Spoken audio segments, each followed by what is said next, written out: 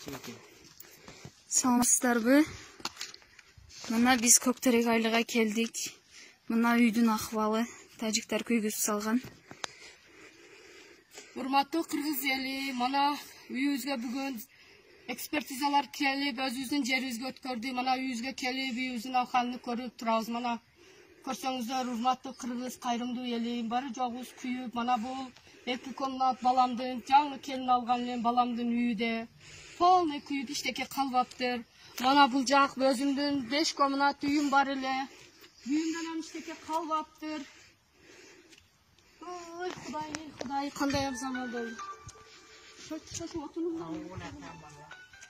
Мына акыбалы эч нерсе калган эмес. Мына көрдүңүздөр. Полный күйүп бүткөн.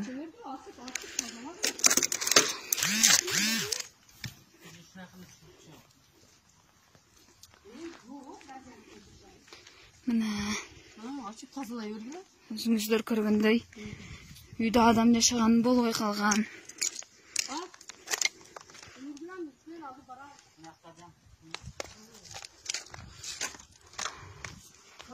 Үйгө керектүү нерселерди полный урдап кеткен. Мына могул жерде көтөргөндө түшүп калган өрүктөр турат. Мына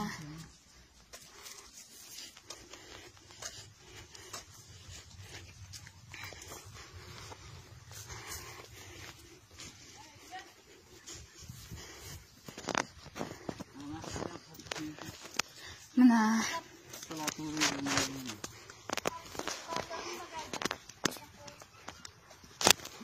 Марал отун жаккан тап отун баары күйүп калыптыр.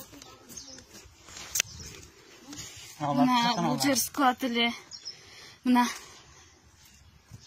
полный баардык нерселер. Кана? Шурка чейин алып келиптир, бычагыбызды.